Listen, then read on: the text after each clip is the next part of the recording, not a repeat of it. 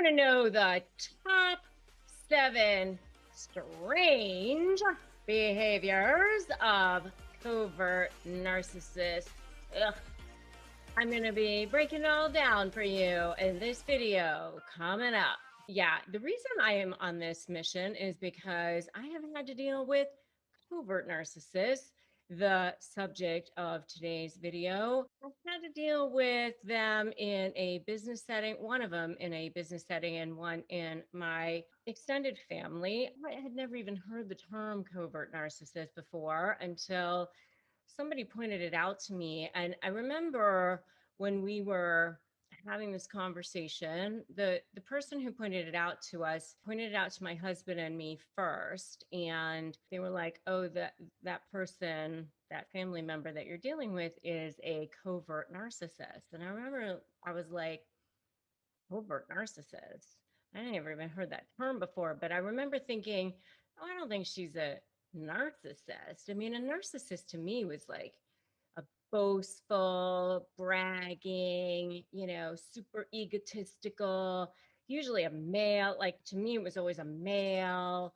I mean, it had never occurred to me, number one, that a narcissist could be a female. And by the way, the person who was calling this person a narcissist happened to be a psychologist. I was like, I don't think she's a narcissist. Pretty sure she's just like really insecure. And he was like, okay, you know what? Let it be a hypothesis. And if I'm wrong, I guess you'll know it. And if I'm right, you'll know it too. The facts and circumstances will bear it out. And of course, he was 100% right. But as time went on and I started to read and learn much more about it, I started to really figure it out. And so, there's so much that goes into a covert narcissist. But, my hypothesis is that I think women do tend to be more the covert kind because women want to be more under the radar. They tend to want to be, they want to look nice, they want to look kind. I mean, but I don't know. I think that there are a lot of male covert narcissists too. They're the ones that nobody suspects. Like the world thinks that they're so fantastic, they're so charismatic, the world thinks they're wonderful. So anyway, here are some strange behaviors of covert narcissists. I mean, number one is that they're super passive aggressive. Their words do not match their actions. So they're like super kind and "Well, absolutely, I will do that for you. Absolutely. I will get right back to you on that. And then you don't hear from them. Or, I definitely want to make sure that you were taken care of. And then they don't. And so you're left like so confused all the time. And do I force them on that? Do I ask them about that? And does this make me a bad person because they're so nice? And then here you are, the one like, am I being passive aggressive? Am I being the one that's a problem? It seems very strange because they seem so nice.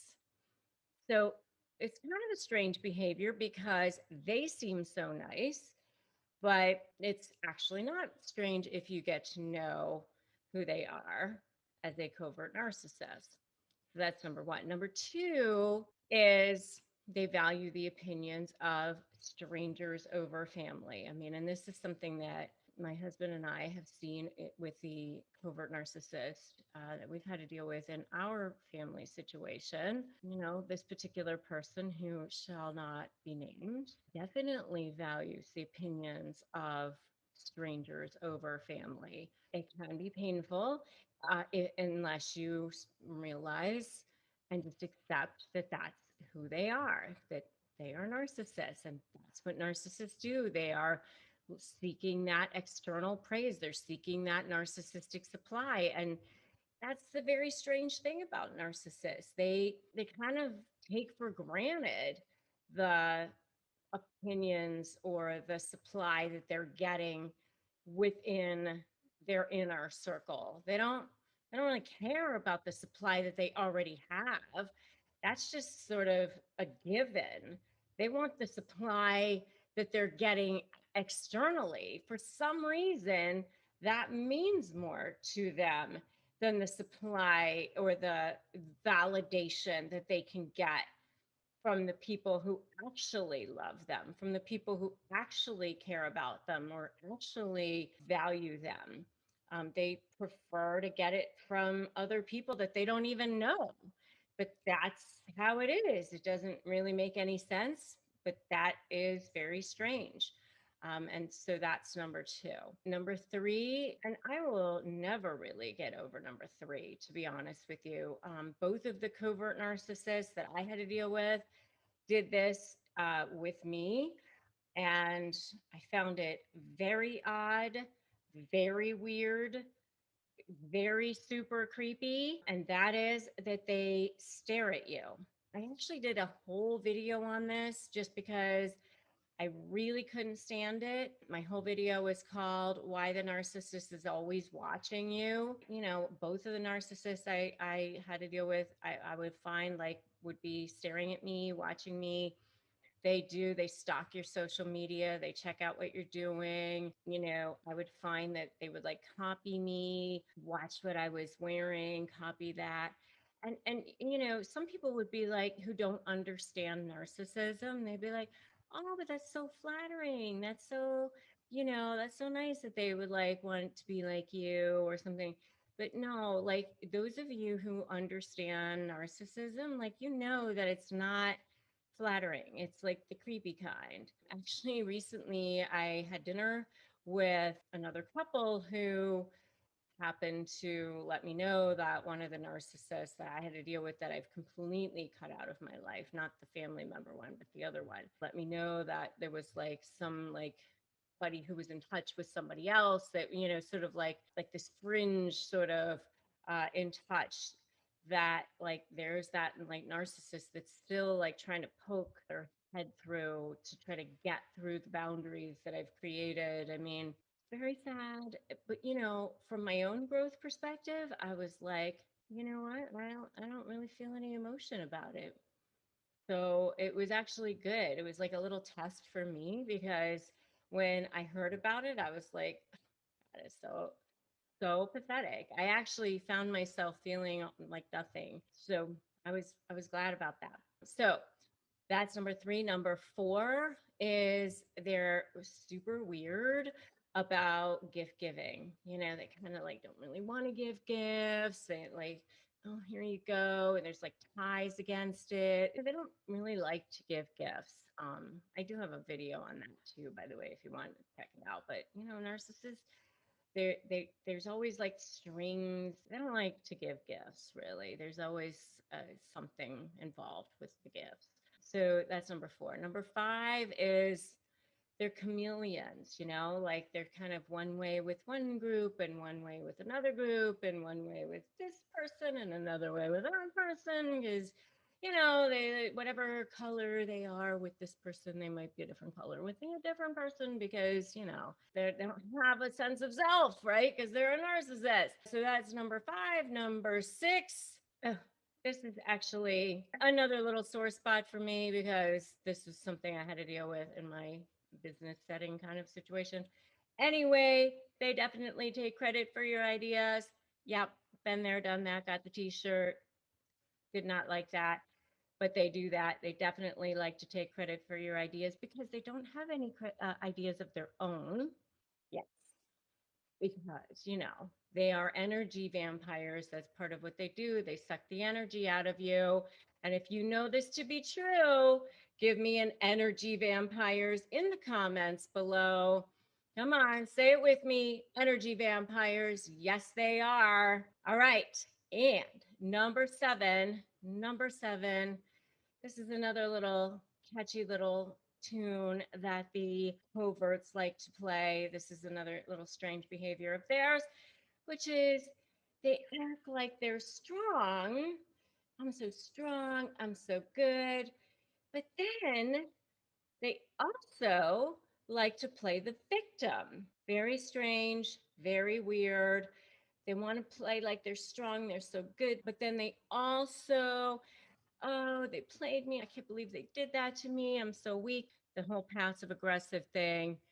part of the whole covert thing. I'm so nice, but I'm also, you know, like I got knives under me, so warm over here, but there's ice in my blood. Yes, indeed. So, anyway, those are the 7 top strange behaviors of covert narcissists. The one that I personally detest the most because I've had to deal with them. Coverts are the absolute worst. The worst one. You know why? Because everybody thinks that they're so nice. And then they're in there with you, death by a thousand cuts, little passive aggressive things. I've been there. I dealt with it. I had a covert narcissistic business partner. And on the veneer, there are the sweet ones, the kind ones, the humanitarians, the ones that everybody else sees as the good people. But they're the ones that behind the scenes are doing these passive aggressive little things to literally make you feel like you're going crazy. That's why it is so hard to get out of these relationships, because you feel like if you do, the whole world is going to vilify you. You feel like if you do, no one is going to be on your side. One of the strangest behaviors that I've seen of covert narcissists is that being the victim is everything to them. In every covert narcissist is that they must put themselves into being a victim place. And that's what is so crazy about a covert narcissist, because many times people think of a narcissist as this bragging person, this person who goes around telling everybody how great they are. Many times when people say a narcissist, they don't think of a covert narcissist as being a narcissist. This is a person who is, I'm a victim. This person did this thing to me and I can never get my way and life isn't fair. Those are the kinds of things that you often see with a covert narcissist. But let me tell you, this is a person where being a victim means everything to them. And if you hang around them long enough, you'll see that this is the person who will refuse to say they're sorry unless they need to do it because there's an audience there. For the most part, they don't apologize. I know of a situation where somebody, showed up at a funeral. They weren't supposed to be there. They only showed up there in order to prove a point, in order to do it as a manipulation tactic. This is what they do. They act like, what? I was just showing that I love a person. I was just showing that I paying my respects. It's this kind of plausible deniability, and like, how can you question my ethics, my morals, my incentives, my motivations? This kind of potential double entendre, when obviously what I meant was this. What are you talking about? That it was meant for a manipulation, that it was meant for something other than just that, when they know and everybody else knows that that's not what it was for. That attention means everything to them. Number 2 is stubbornly refusing to do things you ask them to do, even the smallest of things. It has to be their choice. They're so passive aggressive. If you ask them to do something, the answer is like they don't want to have to do anything, but they'll offer to do something. They want to have to offer to do something, but they don't want to be asked to do anything. Even if they would normally want to do it, or they want to have to participate, or if it's something they would want to do, but they don't want to be forced to have to do anything that they don't want to have to do by somebody that they consider to be the person that they think that they're being manipulated by or whatever. They don't want to be obligated to do anything. If you ask them to do it, the answer is just going to, they want to knee jerk and say no. Unless, of course, there's an audience. Then, of course, they want to. Then, of course, let me offer to do it, very stubbornly refusing to do things that you ask them to do, even the smallest of things. Number three, public persona, completely different than their private persona. That rage is always just below that surface. It's almost as if they just can't stand you. It's like there's this boiling underneath them all the time. Public persona is, look at me, look how helpful, look how kind I am, look what a good person I am. But at home or behind closed doors or at work or whatever it is, the business partner, I don't want to have to do it. I don't want to have to be there. I don't want to be there for you. There's that rage just below the surface, that withholding of information, all that little stuff right below the surface all the time. I'd love to know what you guys think so far.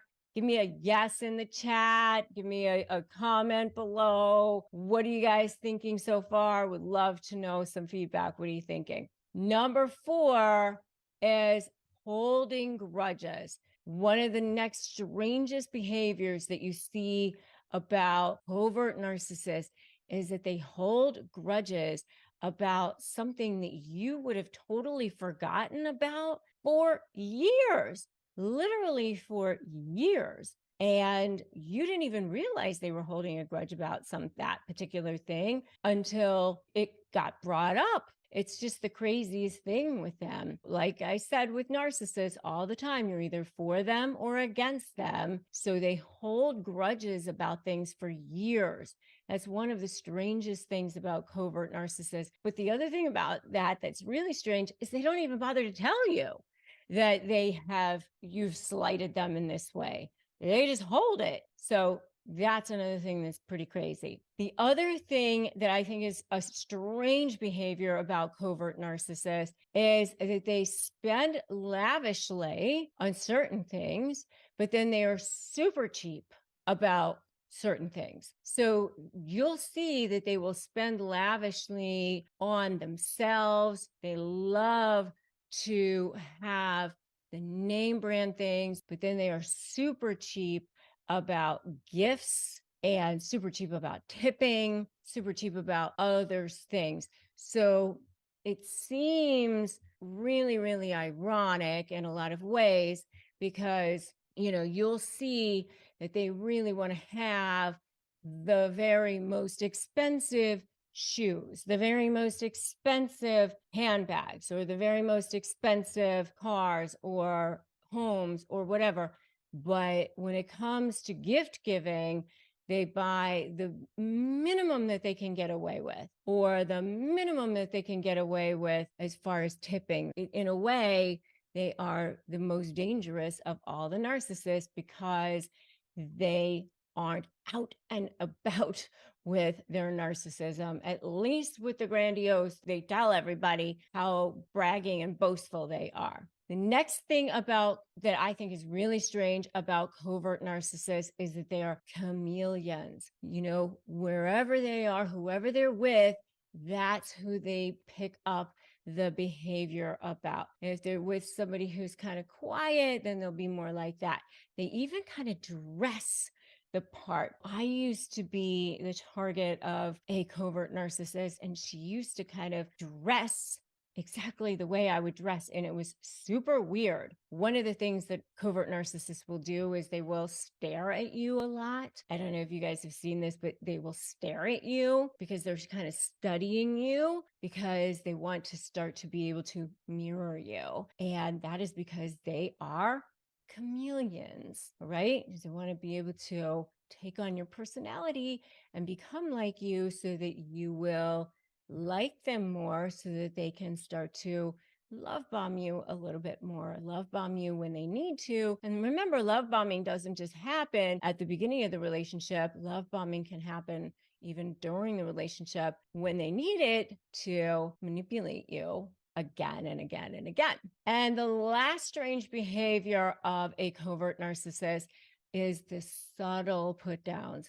They are very, very good at that. And they will work them in to the conversation when they need to. Something like, you look so great, since you've lost all the weight. I mean, too bad about the stretch marks, but I'm sure they'll go away. I mean, look at you. You look so much better. Subtle put downs.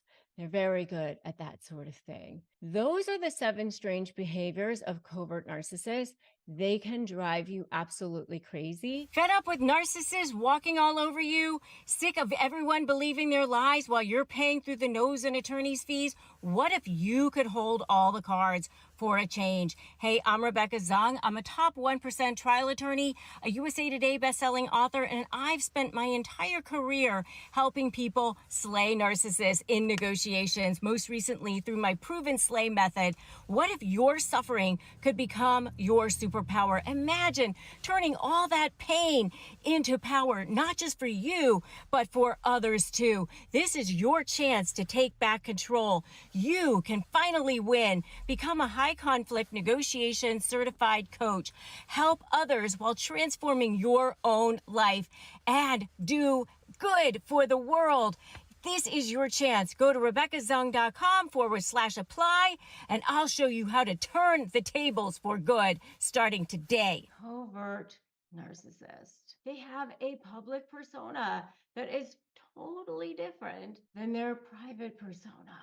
I think they are, in some ways, the most dangerous kind of narcissist, because everybody else thinks they are so wonderful. This is the kind that I had to deal with as a family member and as a business partner. And I think it's really, really very, very, very difficult, because it's death by 1,000 cuts.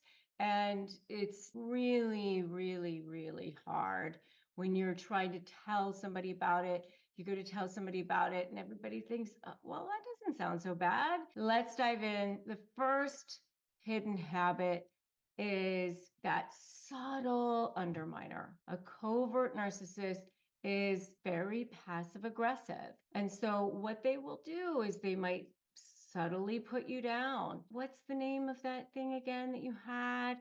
I can never remember. And you're thinking, how can you not remember? It's like just that little subtle thing, just to let you know that it's a little jab, or they might disguise an insult as a joke or a backhanded compliment. One of my daughter's boyfriends one time said, our kids are going to have the best of all worlds. They're going to have my brains and your work ethic. Just like a little backhanded compliment like that. Like just like a little passive aggressive thing. It's so bold. Something like that. Or, what is that on your thing? On your dress like that? Oh, that's actually part of the dress. Go, something like that. It's just like a little sort of disguised backhanded thing. Passive aggressive behavior that's just sort of subtly meant to put somebody down. It's just right under the radar, because they've got this underlying rage, this underlying jealousy that's just there under the surface. But everybody else thinks that they're so nice. And they have this persona that they're such a good person. They could be humanitarians, they could be pastors, they could be lawyers, they could be doctors, they could be pillars of society. That's what's so difficult about the covert narcissist. They're passive aggressive oftentimes. Another one is the emotional withdrawal. They punish you by withdrawing affection, withdrawing emotion.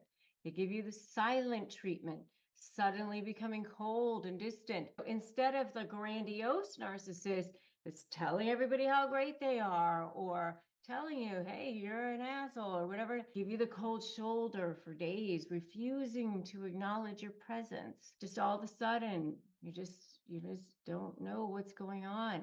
So this is the emotional withdrawal, the covert narcissist. So, and if any of these habits sound familiar so far, don't worry. You're not alone.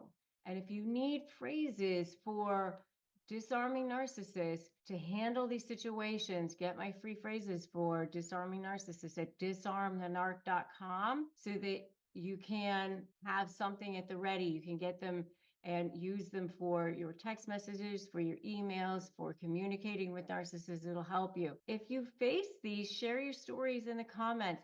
Your experience could help others, and say, I've seen it. Put that in the comments. So habit number 3 is the victim stance. Covert narcissists are experts at playing the victim. They twist stories to make it seem like they're being wronged. You go and ask them, hey, where's the thing that you were supposed to do for me? Now they're oppressed. How could you ask that of me? Even if it was something that they suggested they were going to do. It's their way of getting sympathy, manipulating others. The victim stance. I can't believe you're asking this of me. You know how much I've been dealing with. They twist things. My air conditioning was out. This person didn't show up at my house. Whatever it is, they're the victim. Habit number 4, the quiet saboteur. Unlike overt narcissists, they'll file false pleadings, they'll lie right on your face. No, they quietly spread rumors, and they do it in the form of care. I'm so worried about Kim, just concerned about her and her drinking. She's just, I don't know. I'm just worried about her. They spread rumors subtly to discredit, to set you up to fail without overt hostility. Spreading rumors. It's the quiet saboteur. Oh, I didn't get an email from so and so. I don't know why. I usually do. That sort of thing. And finally, habit number 5, master of guilt tripping. Covert narcissists are adept at making you feel guilty for their problems. Oh, it's fine if you don't come. I'll just be here by myself, or I'll handle it myself. I do everything. They want you to feel responsible for their happiness or their well-being. And so you have to be the one who takes care of them. It's all right. I'll be over here. And so you end up feeling guilty. The one thing that you need to do is have boundaries around these people. And that's why it's so important for you to recognize these signs and say, it's not okay. If you want to put that in the comments below right now, it's not okay. And if you need additional support, join my Facebook group, Narcissist Negotiators with Rebecca Zung. It's an amazing support group. And recognizing these hidden habits will start to empower you so that you can navigate and negotiate these dynamics effectively. Knowledge is your shield, it's your strength, it's your power. Before we begin, let me lay the groundwork for understanding what's happening with a narcissist. First of all, most of us think, oh, they have so much confidence. They think so highly of themselves. They have more confidence than anybody. Actually, the opposite is true. They have more shame than anybody. They have more self-hatred than anybody. It's actually the worst form of that. It's almost like somebody who has the worst pain. If you have like a horrible toothache, or somebody hits your thumb with a horrible hammer, all you can think about is that pain. And that's why they lack empathy. But what drives that? When they were children, they actually were exposed to trauma on a regular basis. And when we as humans are exposed to trauma, our bodies respond by emitting chemicals into our bodies. Our brains dump chemicals into our bodies to allow us to prepare to fight or to flee, right? We end up sweating, our hearts race. Epinephrine, it's adrenaline. When that happens on a regular basis, it can cause actually damage to the brain. And so what has happened is that the limbic system part of their brain actually sustained damage. There was an arrested development that happened to that part of the brain. So while the prefrontal cortex part of the brain continued to develop, that limbic system part of their brain did not. And that is the part of the brain that when they are presented with stimuli that causes them to feel triggered, and it could be anything that could be triggering to them that isn't necessarily rational or reasonable to us, to somebody who else, let's just say, to somebody who considers it irrational. Are you ready to transform lives at the deepest level while also earning money and taking your career to the highest heights? Well, if so, then my brand new Slay Master High Conflict Negotiation Certification training is exactly what you have been looking for. Get ready to acquire the essential skills necessary to guide your already existing clients or team members through the intricacies of dealing with challenging personalities.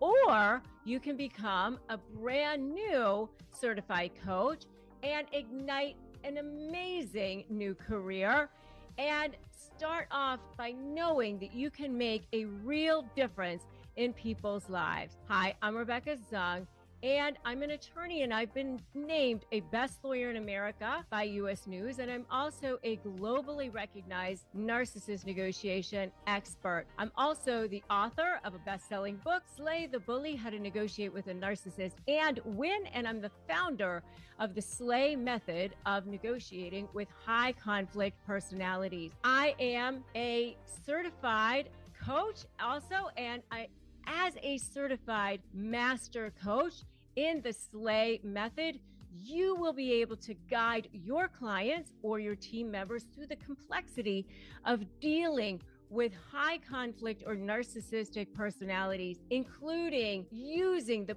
power of my proven Slay method. I've literally helped thousands of people across the globe with this method, and it has saved lives in negotiating people from lives of drama, trauma, and chaos to step into lives of freedom, possibility, and purpose. And you will be able to help them do the exact same thing into finding lives of freedom and ultimately respect, acknowledgement, and that feeling of knowing that you have helped people at their deepest level of their soul, and you will be able to be paid for that. And it's not just about helping others, by the way, it's about investing in yourself and your own future. By joining this training, you will be investing in your own professional growth, enhancing your own quality of life, and unlocking limitless earning potential. Are you ready to take charge of your destiny and help shape the destinies of others while making more money doing it? Then join my free workshop, High Conflict Negotiation Certification. Boost your authority and your income. Discover why high conflict coaches are in huge demand right now, both personally and professionally. Learn how to coach people through crises, master emotional triggers, and conquer their fears, all while boosting your authority and your income. Don't miss out on this exclusive, life-changing opportunity. Just click the link to sign up for this free workshop right now. It could be a tone, it could be an eye roll, it could be anything, it could be nothing, it could be something that nobody did, but they perceived it to be something. Then they see that as something that triggers that limbic system. And now that narcissistic injury takes back over, and they are now thinking with that part of the brain is now activated. That's what you're dealing with instead of the prefrontal cortex part of their brain. And so when you go to negotiate with them, you're not dealing with rational, you're not dealing with reasonable. And it is extremely difficult because they're not even working with rational or reasonable for themselves. And that's why, they will take themselves down to take you down. At that point, They will do ridiculous things like ignore court orders or file ridiculous pleadings or lie about things that are readily verifiable. They constantly do things that are manipulating. And that's what drives these tendencies. There's actually a physiological thing that's going on inside their brain. I've actually read that their hypothalamus is even smaller in some brain scans than other people's hypothalamus. So while many people are dealing with people in a rational, reasonable sense and trying to overlay rational and reasonable, you cannot, because their brains are literally thinking in a different way than other people's brains. This is a person who has either experienced emotional neglect or some sort of emotional trauma. Their brain has responded in such a way to shield themselves as a defense mechanism in early childhood so that they don't experience further hurt. Into adulthood, you actually are dealing with a person who is a child stuck in an adult's body emotionally. But the problem with that is that when you go to negotiate with that, when you go to interact with that, when you go to deal with that, when they feel like they are being attacked, which is, anytime you're trying to break up with that, negotiate with that, you're on the other side with that, it's a problem. And they're constantly trying to get narcissistic supply from that. They're constantly trying to get fuel from that. And many people think, oh, they just want to win. But that's not necessarily true, because winning is only one form of supply. Winning is only how they look to the world. It completely discounts that they also love to manipulate you. They also love to see you squirm. Just the process of the vindictiveness of making your life miserable is also something that they enjoy. As long as they are getting that source of fuel from you, as long as they are getting that source of supply from you, they will also never leave you alone. You have to threaten that source of supply as well. Losing weight can be tough, and I know how frustrating it can be to feel like nothing is working. And that's why I'm so excited to offer something really special for you that's truly helping people. Hers. Right now, everyone's talking about weight loss medications like GLP-1s, but you don't need to be a celebrity to access them. Through Hers, you can get affordable, doctor-developed weight loss programs designed just for you, whether it's GLP-1 injections like the ones in Ozempic or Wegovy, or oral medication kits. Hers gives you the options to tailor everything right to your needs. What I love about Hers is that they make loss realistic and affordable, starting at just $199 a month with no hidden fees. Plus, you get the support of a medical provider to adjust your plan, answer questions along the way, all online and delivered right to your door. If you're ready for a weight loss solution that actually works, start your free online visit today at forhers.com/negotiate. That's FORHERS.com/negotiate for your personalized weight loss treatment options. Hers weight loss is not available everywhere. Compounded products are not FDA approved or verified for safety, effectiveness, or quality. Prescription required. Restrictions apply. Let's start out a little bit with the narcissist thing that you've been talking about lately is how to negotiate with a narcissist. But to me, when I hear narcissist, correct me if I'm wrong, I think there's degrees of narcissism in life. But it's also, for me, it's a lot of people listening to this are in different relationships, business relationships, personal relationships. And how to identify whether or not this person is toxic to you, or just detrimental to your life, or whether or not they're a benefit to your life. So what is narcissism to start out with, and are there varying degrees of it? Yeah, I mean, to me, a narcissist is a person who has a very fragile sense of self. It's the person who is the absolute most insecure person in the world. They have no inner sense of value. So therefore, they have to get all of their sense of value from external sources, from either the, adulation, from prestige, from people giving them compliments, from all of the things that you think about when you think of that. But what I call the dark underbelly of that is that, that control, devaluing, debasing people, degrading people, that's the other side of that as well. So that's, the one side of that. And then, the other side of that is that they therefore have no ability to have any sense of compassion or care or empathy for other people. And that is because it's scarcity mentality to the extreme. If I give to anybody else, therefore I can't have or I won't have.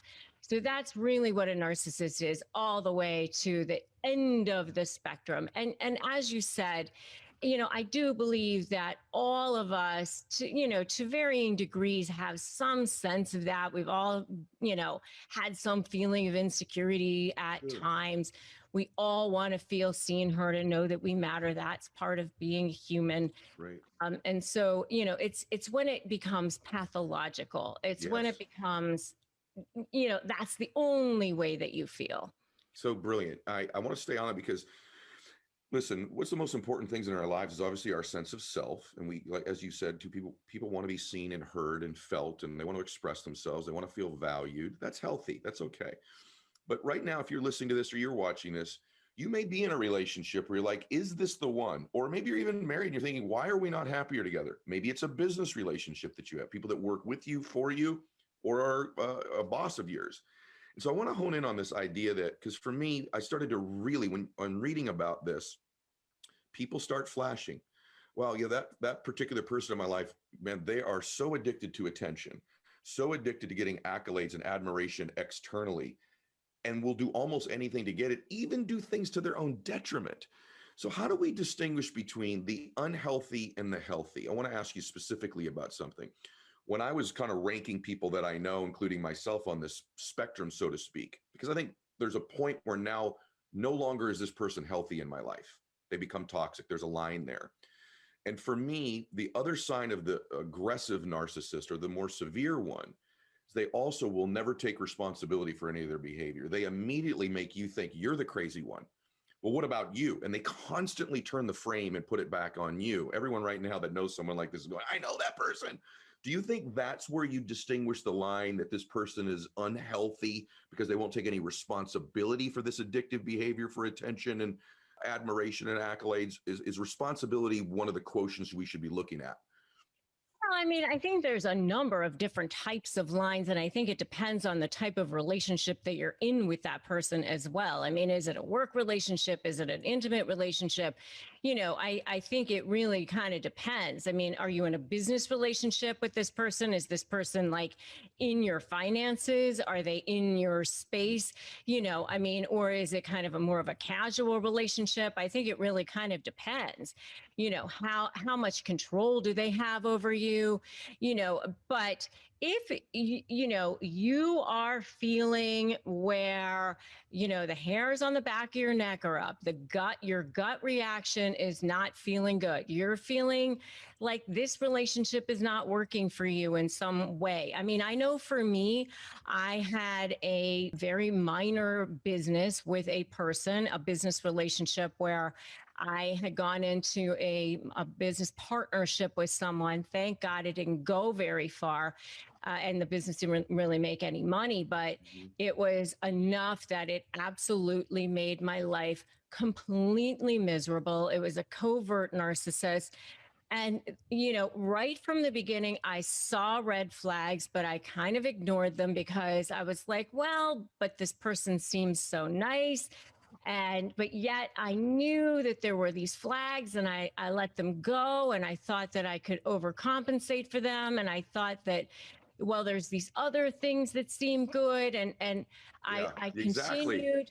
Yes. And I ignored them because I thought that I could make up for them in other ways. And Yes. because I did that, I paid for it so dearly. And Yep.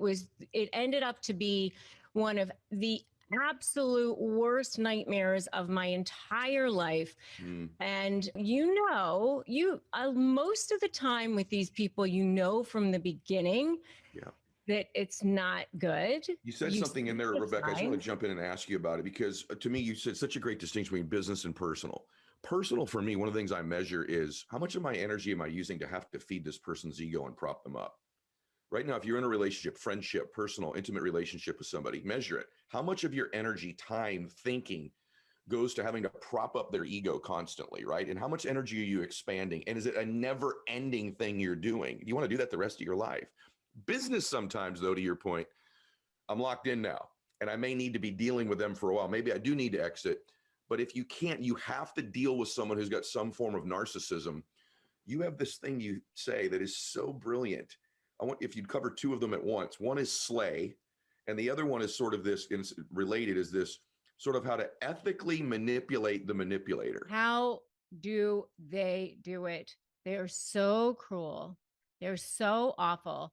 And today we're going to be exploring specifically the three most cruel narcissistic behaviors. They're the most destructive of them all. The ones that leave you like in the dust, and they have a profound impact on their victims and end up leaving their victims I prefer to say targets because you can actually break free from their grip. They end up staying as narcissists, you end up breaking free. And I talk about this actually in my new book, Slay the Bully: How to Negotiate with a Narcissist and Win, which you can get at slaythebully.com. If you go there, you actually get lots of really cool bonuses, by the way. But what happens is it leaves you feeling emotionally scarred and struggling sometimes to rebuild your life because of how cruel they can be. So, if you've ever wondered what lies behind that mask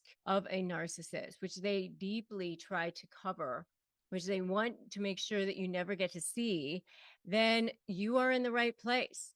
So, let's dive right in. So, the very first behavior, which is just horrible, is criticizing and devaluing their victims. Now, sometimes they're overtly doing it, like, you're stupid, you're awful, whatever. And sometimes they're more passive aggressive about it, more like a covert narcissist can be, where you're not really quite sure, hey, what was that, But they have a twisted way of making their victims feel inadequate and worthless by constantly criticizing them. Sometimes it's death by a thousand cuts. I just want to kind of go through a few of the examples of the way they do this. Whether you're in a professional relationship with them or a personal relationship with them, why it's so awful is the fact that they are grandiose about the way they come on. They love bomb you at the beginning and make you feel like you're so special and make you feel like you are the most amazing person on the planet right from the beginning, right? And then they come and smash you to the ground. Then it becomes, you're never going to amount to anything. And you're not as talented as you think you are. Did you even take a look at that? Who would even ever listen to you? I just heard somebody recently talk about how they speak on a stage, and their father said to them, who would ever listen to you? Because, when you were a kid, we would have paid you to shut up, so something like that, like, oh, people are paying you to speak. When you were a kid, we would have paid you to shut up, something like that. Like, it's so hurtful. So, and these hurtful comments, they gradually erode at your self-esteem, leaving you to feel insignificant, leaving you to feel undeserving of anything, undeserving of success, undeserving of living sometimes. Sometimes even people can ridicule your hobbies, your interests, like, oh, what are you doing that for? Why are you starting that kind of a business?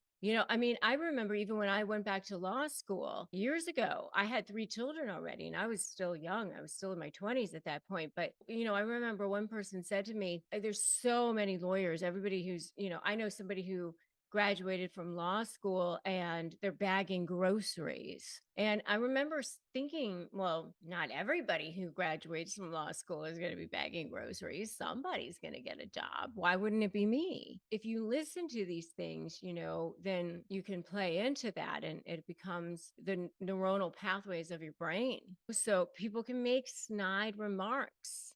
You're wasting your time with that. And people can demean you and eventually exert control over you and diminish your sense of self-worth. So, and that the constant barrage of criticism can lead to anxiety. It can lead to depression. It can lead to emotional scars that can take years to heal. Sometimes people never heal from it. And by the way, I have a whole video on how to identify a narcissist just from conversation.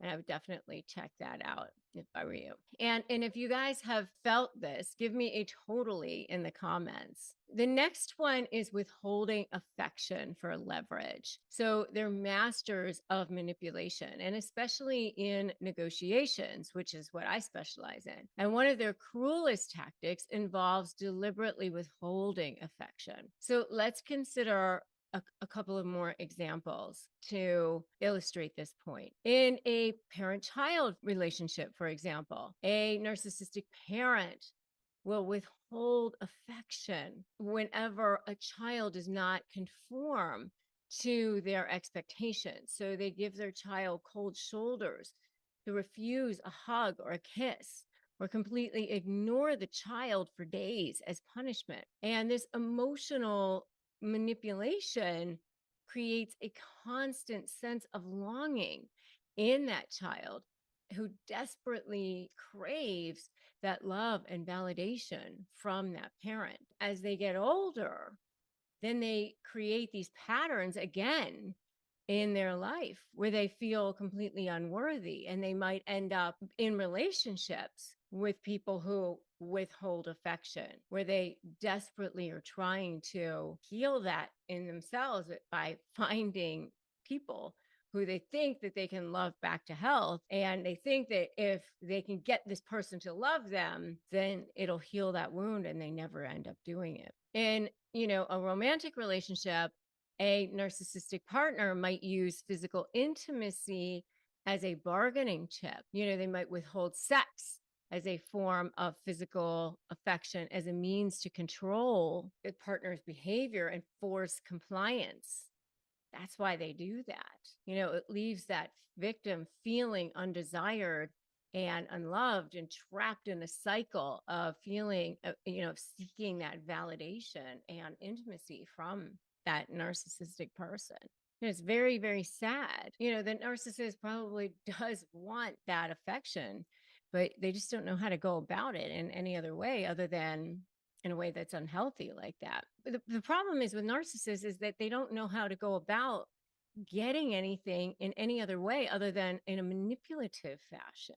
It's very sad. That's why, sometimes they lie for reasons they don't even need to lie about. And then behavior number 3 of the most cruel narcissistic behaviors is blaming their partner for their own negative emotions. And one of the most perplexing and damaging behaviors of narcissists is their tendency to blame their partners for any negative emotions that they experience. So, especially when it's clearly their own fault. Here's some examples of that to shed light on this. So, like in a work environment, for example, a narcissistic boss might explode in anger at an employee for their own failures or their own mistakes, or if the company is going awry or whatever. Everybody is going to feel the wrath of that. They might berate somebody. They might berate the team, blaming them if they're stressed out or if they're frustrated about something, even if it's due to their own poor management or their own decision making that caused the problem. Everybody else has to deal with that. You deal with the fallout of that. Or in a friendship, for example, a narcissistic individual might play the victim card, blaming their friends for their own unhappiness. You never make time for me. And that's why I'm sad. If you were a better friend, I wouldn't feel this way. It's not the friend's responsibility to make another person happy. This blame shifting tactic causes that other friend to try to make them feel guilty. And that's not right. It undermines the victim's self-confidence and fosters a sense of guilt and self-blame.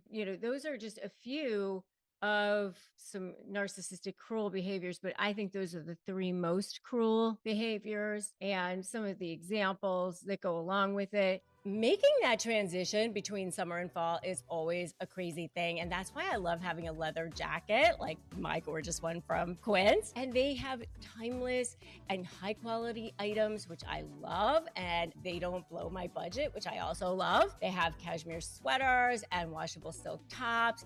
And everything is like 50 to 80% less than other brands, which I also love. They cut out the middleman. They pass the savings on to us, which is also amazing. It's safe and ethical, which I also love. I really love my brown leather jacket from them. It's super stylish and it's high quality. Just love that. So make switching seasons a breeze with Quince's high quality closet essentials. Go to quince.com/negotiate for free shipping on your order and 365-day returns. That's QUINCE.com/negotiate to get free shipping and 365-day returns. Quince.com/negotiate. Why does it seem like they always get away with it? I mean, it's just crazy. I've heard this so many times over my many, many years as a lawyer and helping so many of you right here on this channel. And I've coached so many thousands of you too.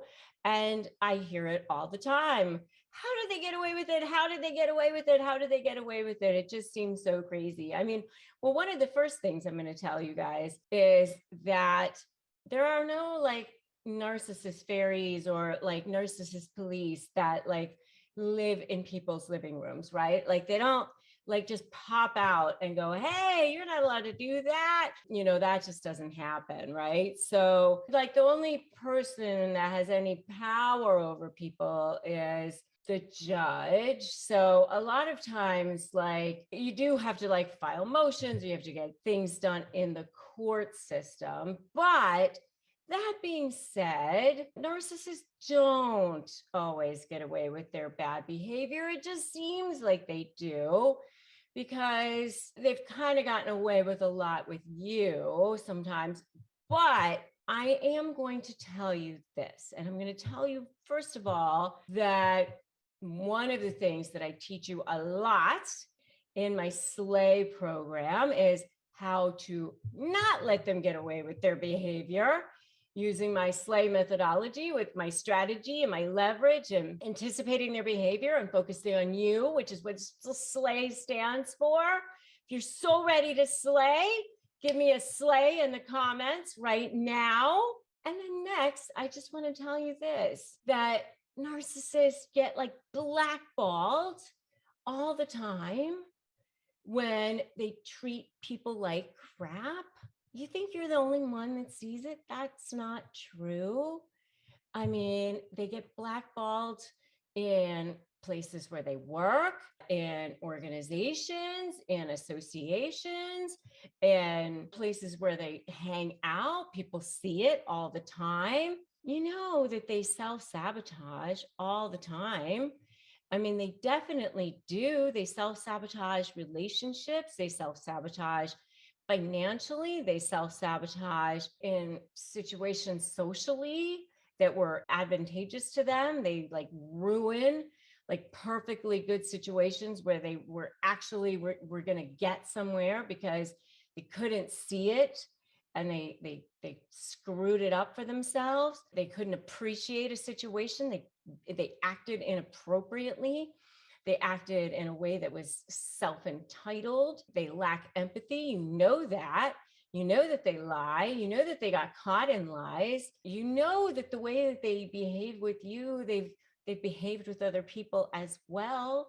You know that the path of destruction that they've had with you, they've had with other people also. You know that they've ruined relationships, not just with you, they ruin relationships with their own children a lot of the times. All of this behavior, a lot of times, like when it starts to become obvious and they start to become exposed, they start to get more and more desperate. And so they start to act more and more desperate, and that starts to become their undoing. And this was like actually so obvious. And it was a mini series, The Undoing, actually with Hugh Grant, which it was so painfully obvious in that mini series. And I actually did a whole video on how that was so painfully obvious. And I'm not going to do any spoiler alerts here, but definitely check out my video on that mini series. It was really so well done how they laid that out for you. So my video on that mini series is called The Undoing of a Narcissist, and so well done how they did that. If you don't want spoilers, then watch the mini series first, then go back and watch my video on that topic. But, it can actually cause them to get into legal trouble because they can't control their behavior a lot of times. They can be very, very impulsive. It can even sometimes start to impact their livelihood. They can start losing their jobs because of it. People can start to see how they behave. I mean, sometimes they even have criminal records because of it. They can start to have issues because of that. I mean, many of the narcissists are obviously, there's an overlay of being a sociopath, meaning that they're malignant narcissists, and that causes them to have issues with violence or stalking, threats, and can cause them to have even criminal records and things like that as well. So they don't always get away with their bad behavior. It seems like they do sometimes, especially with you. And I think obviously, if they have a lot of money, it can allow them to even get away with more because they can buy their way out of things sometimes. They don't always get away with their behavior, that's for sure. Okay, so you know what? They do know what they're doing. You know that they know what they're doing. You know that they know what they're doing is wrong. And I'm going to prove it to you by the end of this video. So, first of all, how do they know what they're doing is wrong? You know that they know because how do they start off the relationship with you? They don't start off the relationship with you by treating you poorly, do they? No. They start off by the charm. Whether it's a business relationship, whether it's a personal relationship, it doesn't really matter. They turn it on, they lay it on thick. They've studied people, they know how to look like amazing. They lay it on and look like they're absolutely perfect for you in absolutely every way. So they know how to look perfect and wonderful and charming. They start off by looking like that. They know that that's how they're supposed to be with people. And so here they come being wonderful, absolutely wonderful. They know that that's how they need to look in order to get you charmed, right? So that's what looking wonderful looks like. That's how they start off the relationship, looking wonderful.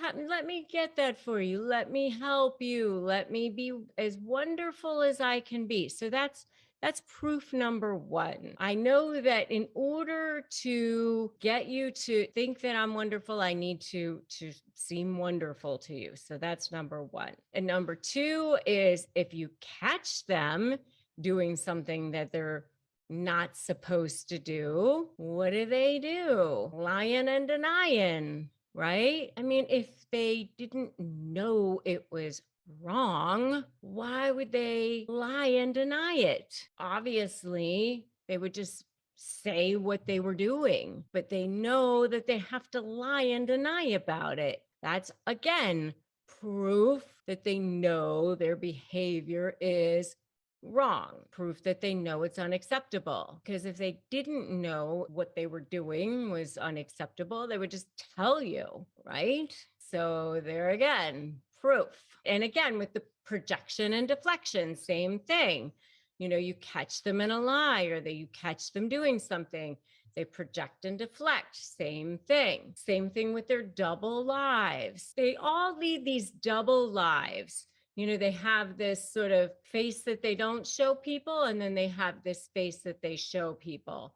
This mask that's like they want the world to see, and then they've got this other sort of very insecure side to them. There's a whole video that I have, by the way, on what happens when you catch a narcissist in a lie, which you can definitely check out if you'd like. And that's another whole story. Another thing is that they do know that they have to behave at times, and they behave when they have to. That's another form of proof that they do know that their behavior is wrong, that they do know when their behavior is unacceptable, because they behave when they have to. And it's very, very manipulating. And gaslighting, by the way, is another form of proof that definitely shows that they know that their behavior is unacceptable and their behavior is wrong, because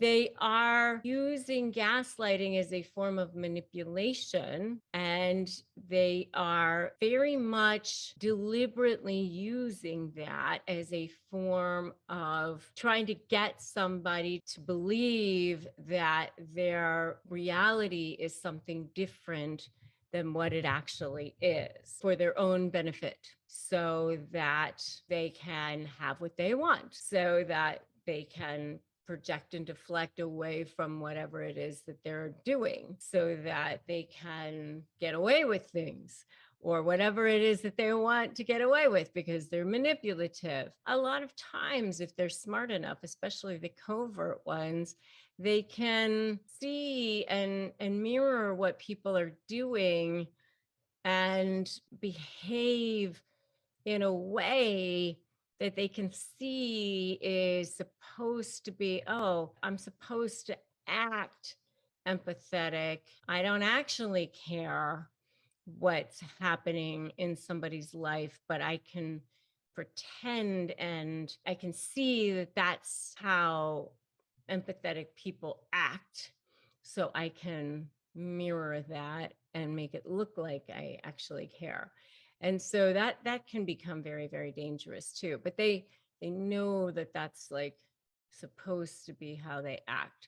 But then when push comes to shove, you'll find out the real story, and you'll see, oh, like they didn't actually care.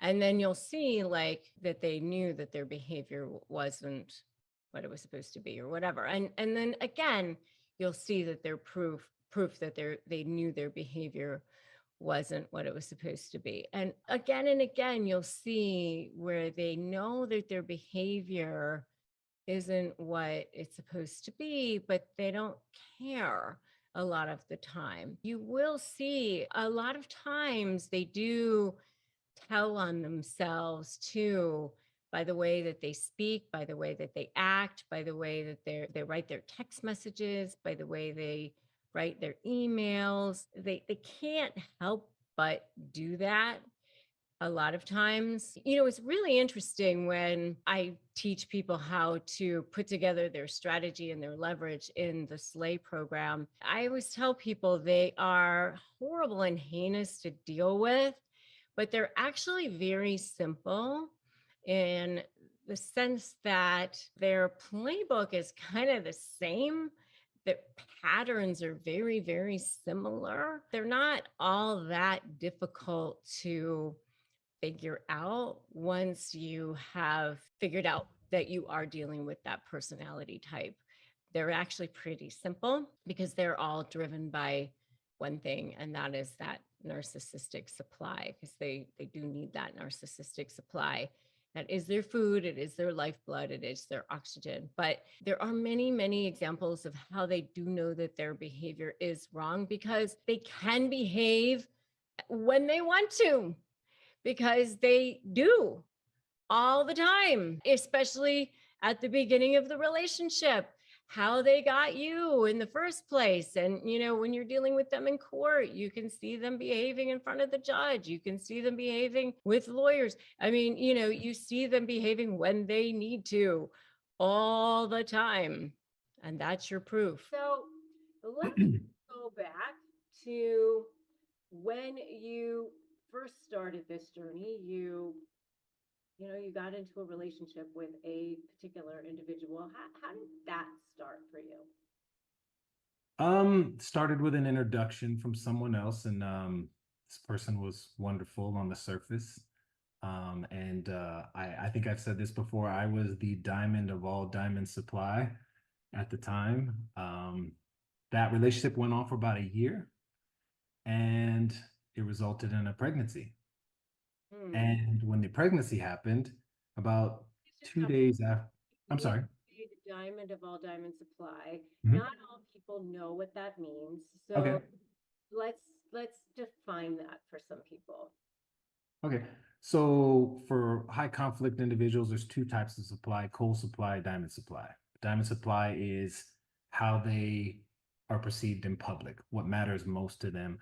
And coal supply is the low end supply, where they're kind of putting the screws to people to get that supply they need. So the diamond supply is part of love bombing, I guess, right? Their image. Say again? It's image. Yeah. So what were you doing to give this individual diamond level supply? Putting them, I guess, on a pedestal, making them feel special. I felt special at the time, so you reciprocate. But that went away after a while, as it always does when you're dealing with these individuals. And like I said, after a year of pretty good time, it turned into a pregnancy. And that's when the mask came off. So like many people have been in this situation, when there's a turning point, there's a big turning point. And about 2 days after I was told that there was a pregnancy, I turned into a deadbeat dad, literally. And we're just at conception at this point, and I'm already a deadbeat dad. So that was kind of disheartening. And when you say you turned into a deadbeat dad, did you do something that changed? Did your personality change in some way? Nothing at all. I just feel it was part of devaluation to put me into line, put me in check, to get me to agree to things that I didn't want to agree to, that were under pressure and duress. So I think that's how it came about. But I'm not easily pushed over. So, I have my boundaries in place and I know who I am. So when you stand up for yourself, that's when the conflict happens and you get the result. I mean, you get that response, which is kind of like the devaluation, kind of put you in place to try to get compliance. So this individual was starting to demand things from you. Correct. Yes. Okay. And you were not going along with what this person wanted. Not at all. I wasn't going to be pressured into doing anything. Plus, everything happened so fast. So I had to take things in stride. I have to evaluate. And that's just how I operate. Let me just make it clear, because it could sound like the way you're saying this, it makes it sort of sound like maybe you didn't want to be in the child's life. Absolutely. Absolutely. That's not what you're saying. No. If anything, I was amazed that a child was coming at this time in my life, and I needed time to process it. And that was it. He's the best thing that's ever happened to me at this point, and So no, I didn't do anything other than I was being pressured, to move in, that type of thing. Yeah, I see. So things like that were happening way too fast, and things don't happen that fast. So it was something to be on red alert about. Okay. Yeah. But you did want to be a part of the child's life. Absolutely. Absolutely. Okay. And so then what happened after that? The pregnancy ensued, and I was in the relationship, and uh, things were popping up as you go through the process of the devaluation. Hung in there as long as I could. My son was born. I was so happy, and I was in his life for about 5 months. We were still together, and it got to a point where, again, the devaluation, the accusations, became too much, and it appeared that it was something that I couldn't handle, nor did I want to participate in front of a child.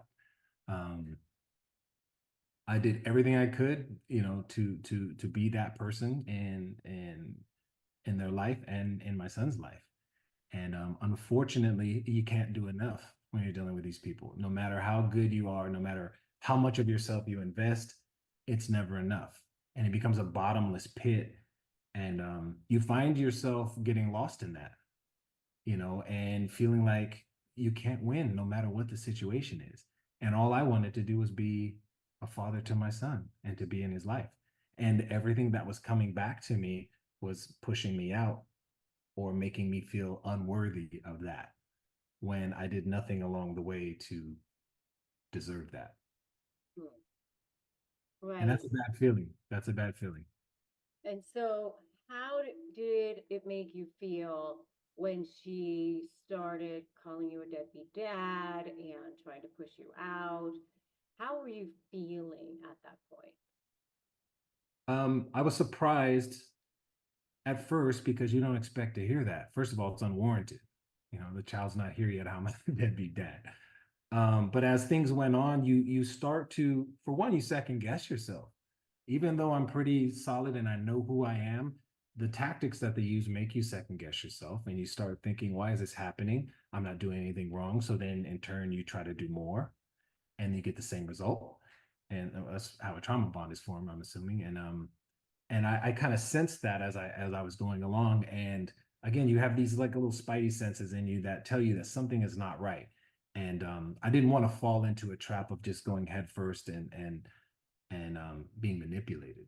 So those feelings are just, again, when a child is on the line and all you want to do is be part of that child's life, it's a very awful feeling, as a dad, to be excluded or kind of pushed out, and it's my only child, and he's a Hmm. boy. So, Yeah. yeah. So, and then after he was born and you were, it was becoming clear that you weren't going to be staying together.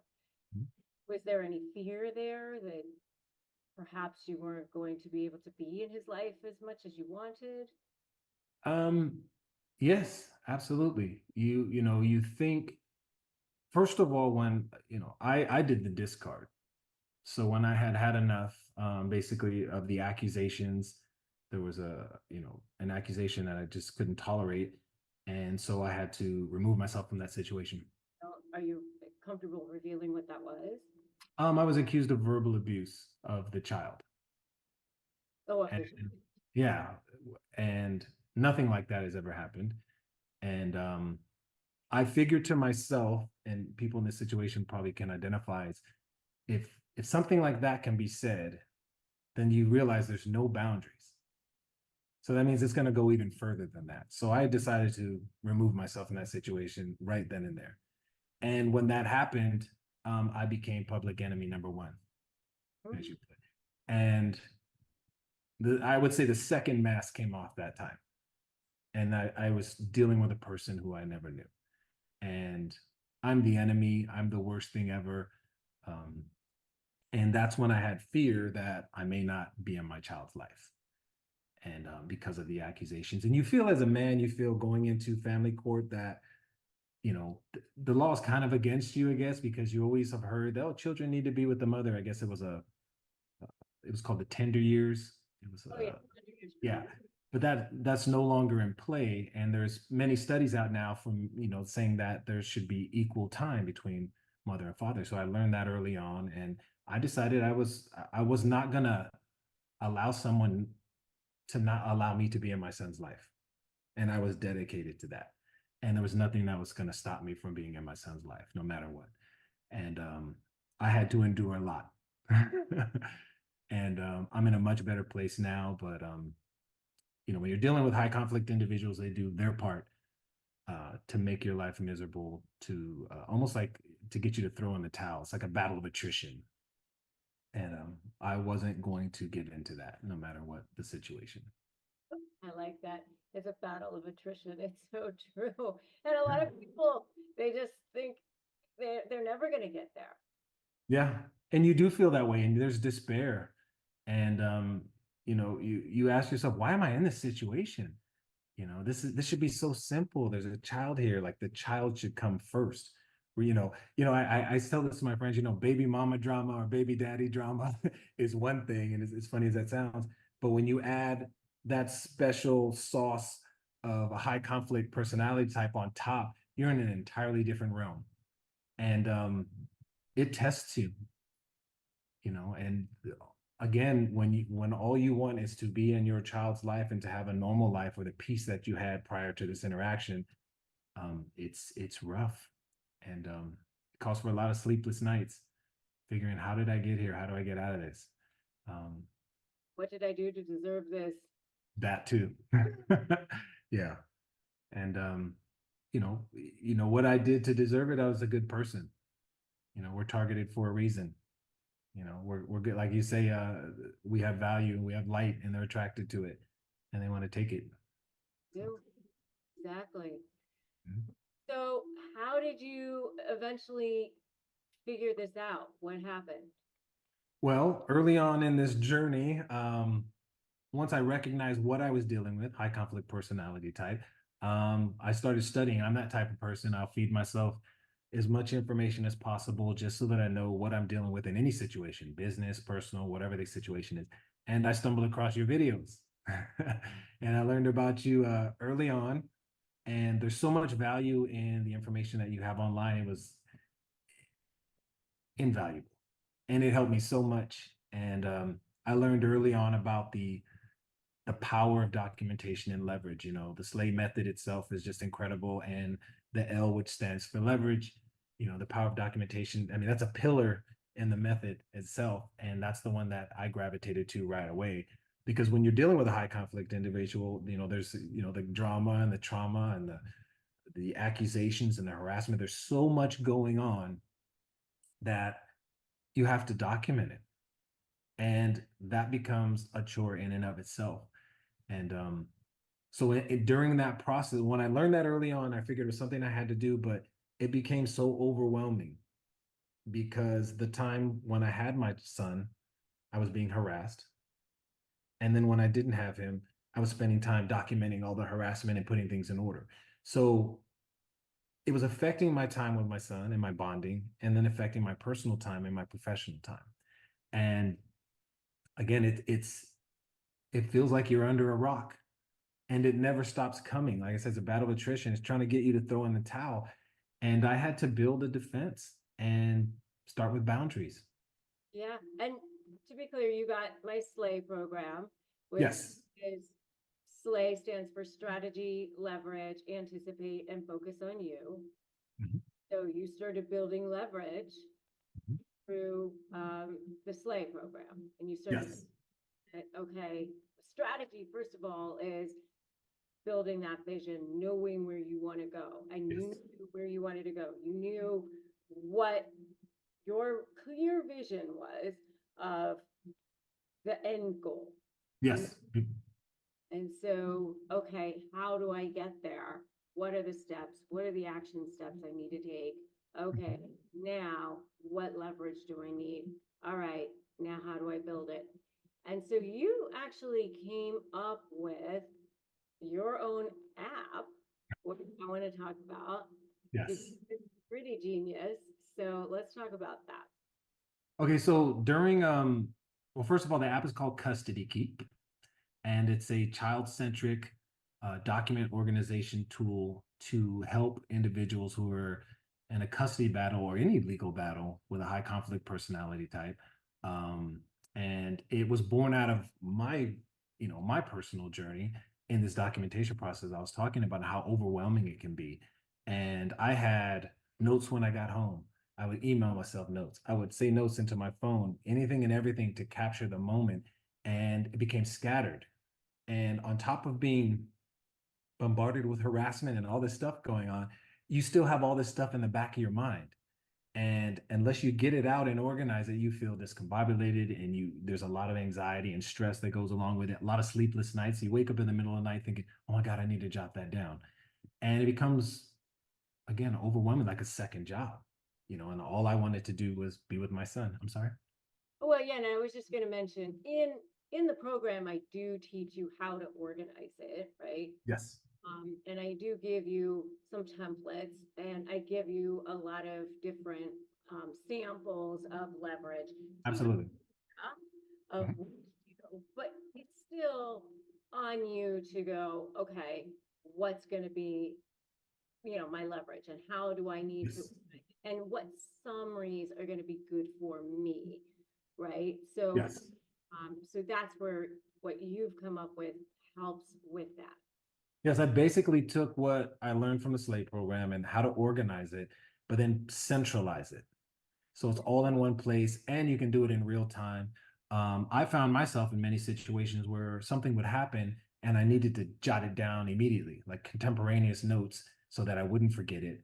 And that's how I came up with this. And having it all in one place makes it easier. It gives you peace of mind, mainly peace of mind. Because you can rest assured it's all there. Once you get it written down and put in there, you can go on with your life. And that's the problem I had before, was I'm organizing all this stuff. I'm jotting it down. I'm assembling it the way that you say, but I still felt like I had it. Everyone has their own method. So it could be, for me, it was all over the place. Even though I was doing everything, I was still all over the place. So I'm a solutions guy. So I always try to figure out a way to work the most efficient way possible. There's only so many hours in the day, and many of those hours I wanted to dedicate to my son. I didn't want to spend all my time writing this stuff down. So I developed this tool, which is a series of databases, which allows you to organize entries chronologically, by category, and searchable by tags, and allowing you to attach evidence to each, or an exhibit to each entry, so that it's all there. So you can literally do it in minutes. You open it up, hit the date. It's mobile as well. You put in your entry, attach your document, go about your life. And that alone gave me so much more peace of mind and time, because the time that you lose when you're documenting and going through this, you don't get it back. No, exactly. And again, that battle of attrition, they're just throwing these things on you, and it consumes you. So I found a way to get it out of my head and off my back and document it, where I can go on with my life and spend time with my son. Yes, I would tell them your motto. Oh, it's their word against your documentation. Yeah, I love And that.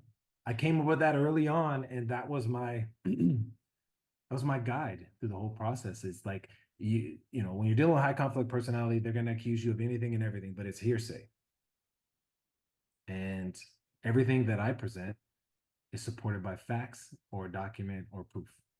And that makes the difference in the world. And I think it's not just a tool, it's kind of a strategic advantage in your fight for justice in these cases, Yeah. And what I always say is, like, every single time they do something, instead of being mad, what do I tell you to say? To say thank you. Yeah. Thank you for the gift. Thank you for the gift. Yep. Just jot it down, right? Thank you. Oh, they were late again? Oh, okay. Thank you. Oh, they they verbally abused you? Oh, thank you. Thank you. Yep. And one of the things that I like to share is, when you talk about this as well, is when you are documenting, you're able to see patterns. Mm-hmm. You're able to, because it's all there, and you don't have to file it away in your mind. It's there, and you'll say, oh, every Monday this happens. And then you'll see a pattern there. Or the deceit the deceit comes full circle. Something that was said before makes no sense now, or they're saying something entirely different. And then you can expose the bad behavior. Right. Exactly.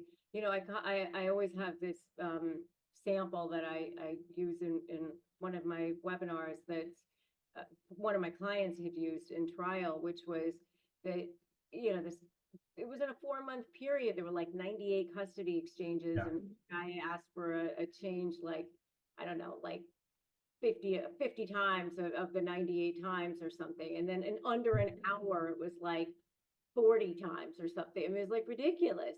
But you Yeah. know, you don't even notice this stuff unless you're keeping track. Exactly.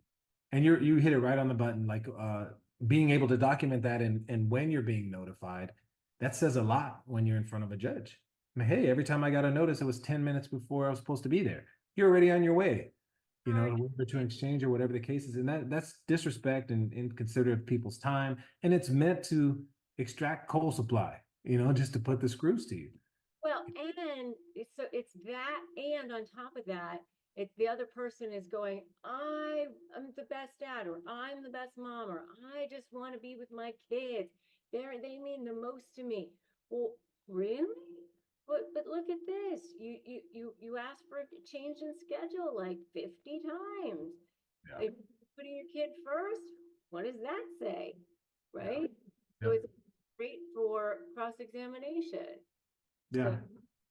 So, oh, and you asked for a change in under an hour? What's so important to you that you had to change your schedule right at the last second? You know, and especially when you're always on time, you know, if you're doing your best, in my case, I'm trying to be the best father that I can be, right? And the best co-parent. And I don't have any, even though all these things I've been accused of, I don't have ill will. I just want to be able to be the best father, deliver my son on time, wish him well until I get to see him again, you know, but I get the exact opposite, you know, and it's very, very unfortunate. And, you know, my goal again is, you know, another saying that I have for custody keep is, you know, protect your peace, protect your children.